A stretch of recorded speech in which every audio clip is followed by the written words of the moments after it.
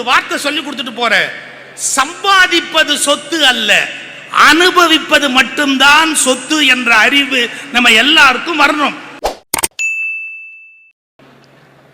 வணக்கத்திற்குரிய துறவியர் பெருமக்களையும் வாழ்த்துதலுக்குரிய மாண்பமை நீதியரசர் பெருமக்களையும் அமைச்சர் பெருமக்களையும் ஆன்மீக அன்பர்களையும் எல்லோரையும் அன்போடு வணங்கி இந்த நிகழ்வை தொடங்குகின்றோம்.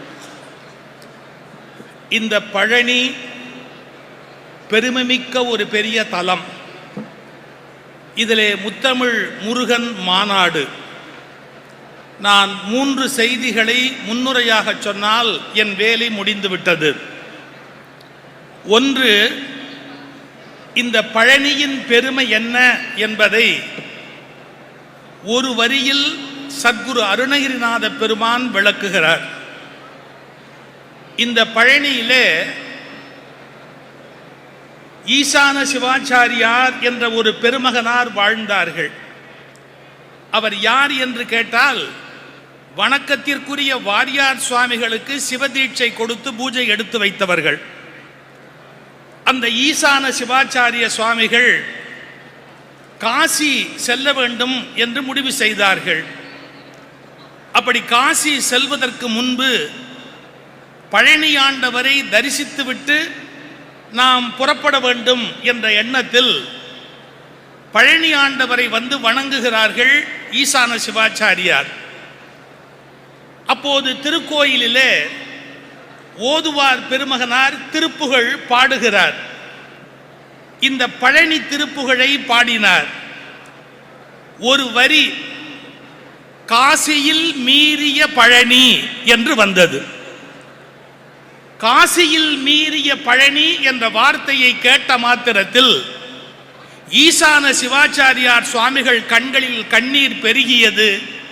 அதைவிட பெரிய இடத்தில் இருந்து கொண்டு நான் அந்த இடத்திற்கு ஏன் போக வேண்டும் என்று இந்த பழனியம் பதியை தன் உயிர்த்தலமாக கொண்டார் ஈசான சிவாச்சாரியார். எப்போதுமே நான் பேசுவதில் வேறு ஒரு பொருளும் இருக்கும் என்று உங்களுக்கு தெரியும். காசியில் மீறிய பழனி, இது சிலருக்கு மட்டும்தான் புரியும். காசியில் மீறிய பழனி. எனவே அத்தனை சிறப்புடைய பெரிய தலம் இந்த பழனி திருத்தலம். பழனியில் மாநாடு நடத்தாமல் வேறு எங்கு நடத்துவது? காசியில் மீறிய பழனி. இது முதல் தல விசேஷத்தை சொல்லிவிட்டேன். முத்தமிழுக்கும் முருகனுக்கும் என்ன தொடர்பு? இரண்டாவது சொல்லுகிறேன். சிவபெருமானும் முருகப்பெருமானும் நம்முடைய உயிர் கடவுள். அந்த சிவபெருமானும் முருகப்பெருமானும் எந்த மொழியிலே பேசிக்கொண்டார்கள் என்று அருணகிரிநாதர் பேசினார். அவர்கள் எந்த மொழியில் பேசியிருப்பார்கள்? யார்? சிவபெருமானும் முருகப்பெருமானும் எந்த மொழியில் பேசியிருப்பார்கள்? பீகாரியில் பேசியிருப்பார்கள் என்று நினைக்கிறீர்களா? பீகாரியில் பேசியிருக்க வாய்ப்பு இருக்கிறதா? இல்லை. ஒரிசாவில் பேசியிருப்பார்களா? இல்லை. குறைந்தபட்சம் இந்தியிலாவது பேசியிருப்பார்களா? இல்லை. சிவபெருமானும் முருகனும் எங்கே பேசினார்கள், எப்படி பேசினார்கள் என்று விளக்குகின்ற அருணகிரிநாதர் சொன்னார், கொன்றை சடையார்க்கு ஒன்றை தெரிய கொஞ்சி தமிழால் பகர்வோனே என்கிறார். இதிலிருந்து உங்களுக்கு ஒன்று தெரிந்து கொள்ள வேண்டும். தமிழ் நீச்ச பாஷை அல்ல. தமிழ் நீச்ச பாஷை அல்ல. அது தெய்வங்கள் பேசுகிற மொழி என்பதை தமிழர்கள் முதலில் புரிந்து கொள்ள வேண்டும். தெய்வங்களே பேசுகிற பாஷை எப்படி நீச்ச பாஷையாக இருக்க முடியும்? எனவே சிவபெருமானும் முருகப்பெருமானும் தமிழில் பேசினார்கள் என்பதை அருணகிரிநாதர் குறிப்பிலிருந்து நீங்கள் தெரிந்து கொள்ள வேண்டும். அகத்தியருக்கு உபதேசம் செய்கிற போது தமிழினால் உபதேசம் செய்தார். சிவனை நிகர் பொதிய முனி என்கிற திருப்புகழ் பாடலிலே குறிப்பிடுகிறார். இப்ப நான் 2 செய்தி சொல்லிட்டேன்.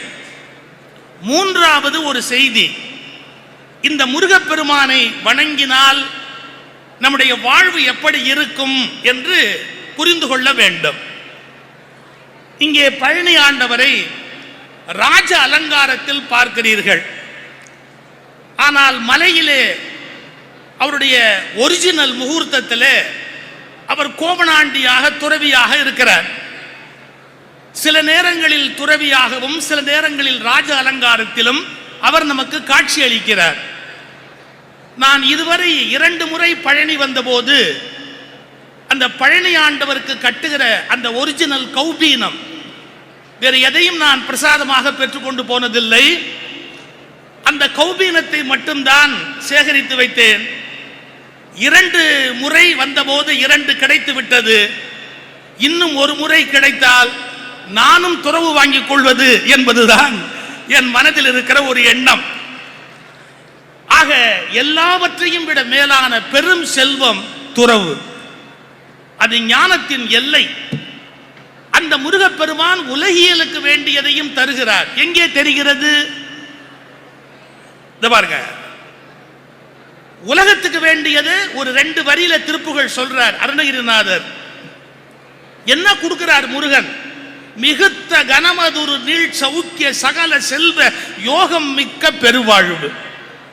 மிகுத்த கனமதுரு நீள் சௌக்கிய சகல செல்வ யோகம் மிக்க பெருவாழ்வு. மனுஷனுக்கு பணம் இருந்தா வாழ்க்கை வராது. இங்க சில ஜட்ஜஸ் வந்திருக்கிறீங்க, ரிட்டையர்ட் ஆனதுக்கு அப்புறம் நம்ம சமயக்காரன் நம்மளை விட நல்லா சாப்பிடுவான். ஏன்னு கேட்டா ஜட்ஜி சொன்னாரு, நான் ரிட்டையர்ட் ஆயிட்டப்பா, பென்ஷன் தான் வருது, செலவை குறையினாரு. சமயக்காரரு இதனால என்னங்க அப்படின்னு ஐயாவுக்கு ஒரு சோறு ஒரு குழம்பு காய் போட்டாரு. ஒரு நாள் உள்ள போய் பார்த்தா சமயக்காரரு குழம்பு ரசம் பொரியல் கூட்டு வடை பாயசம் எல்லாம் சாப்பிட்டார். ரிட்டையர்டு ஜட்ஜி கேட்டார், அட பாவி, எனக்கு இதெல்லாம் கொடுக்கல, நீ சாப்பிடுறிய? அவ ஒரே வார்த்தை சொன்னான், நீங்க ரிட்டையர்ட் ஆயிட்டீங்க, நான் சர்வீஸ்ல இருக்கிறேன். எல்லாத்தையும் கொடுக்கிறாரு. வாழ்க்கையில வாழ்வு கொடுத்தா போராது, பணம் கொடுத்தா போராது. இன்னைக்கு தெரிஞ்சுக்கங்க, அனுபவிக்கிற யோகம்னு ஒண்ணு எழுதி இருந்தா தான் எதையுமே இந்த உலகத்துல அனுபவிக்க முடியும். பென்ஸ் கார் வச்சிருப்பாரு முதலாளி, பென்ஸ் ஆடி 10 நிமிஷம் வீட்ல இருந்து புறப்பட்டு மில்லு கிட்ட வந்து நிறுத்திட்டு உள்ள போய் உட்கார்ந்துருவாரு முதலாளி.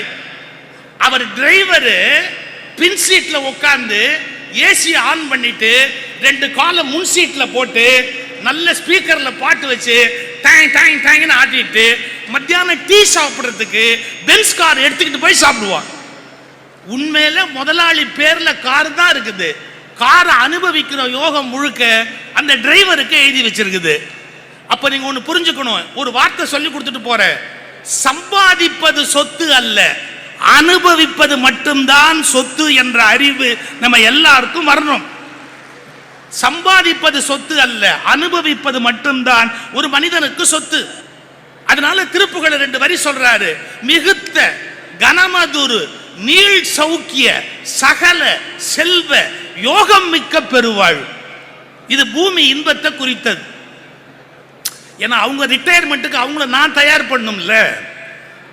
மிகுத்த கனமதுரு நீள் சௌக்கிய சகல செல்வ யோகம் மிக்க பெருவாழ்வு.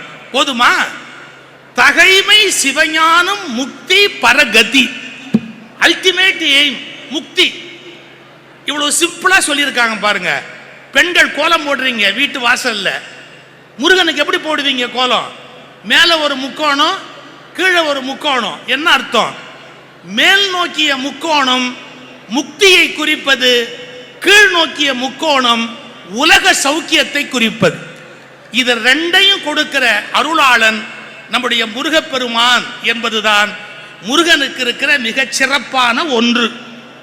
எனவே காசியில் மீறிய பழனி என்பதையும், அந்த பழனியில் இருக்கிற இறைவன் சிவனும் முருகனும் பேசிய மொழி தமிழ் என்பதையும், அவன் நமக்கு இக பர சௌபாகியங்களை அருளுகிறான் என்பதையும் 3 செய்திகளை உங்களுக்கு முன்னுரையாக சொல்லி, முத்தமிழ் முருகன் என்று ஏன் பெயர் வைத்தோம் என்றால், முத்தமிழால் வைதாரையும் அங்கு வாழ வைப்பான் என்று முருகப்பெருமானுக்கு சிறப்பிருப்பதால் அந்த முருகனுடைய சிறப்பை சொல்லுகிற தமிழிலே முந்து தமிழ் எது?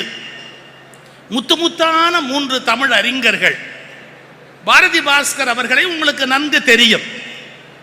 ஏற்கனவே எத்தனையோ மேடைகளில் அறிமுகமான ஒரு ஆச்சரியமான ஒரு பேச்சாளர். எனவே முருகன் புகழ் வளர்க்கும் முத்தமிழில் முந்து தமிழ் இயல் என்பதை அவர் பேச வருகிறார்.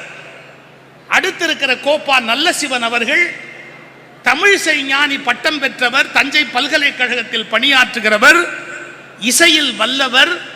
எனவே முத்தமிழ் முருகனில் முந்து தமிழாக இருப்பது இசைத்தமிழ் என்பதை எடுத்துரைக்க அருமை நல்லசிவன் அவர்கள் வருகிறார். அடுத்து பார்த்திப ராஜா அவர்கள் கல்லூரியிலே இன்றைய நாடக தமிழ் அதையே ஒரு பாடகமாய் பட்டறையாய் மாணவர்களுக்கு சொல்லிக் கொடுக்கிற பேராசிரியராய் தெருவிலே மக்கள் கலை வளர்க்கின்ற ஒருவராய் அதில் PhD பட்டம் பெற்றவராய் விளங்குகிறவர் நம்முடைய அருமைக்குரிய பார்த்திப ராஜா அவர்கள். இனிமேல் உங்கள் செவி அவர்களுக்கு உரியது, பணி அவர்களுக்கு உரியது. இனி பணிக்கும் செவிக்கும் இடையில் குறுக்கே நிற்காமல் விடைபெறுகிறேன்.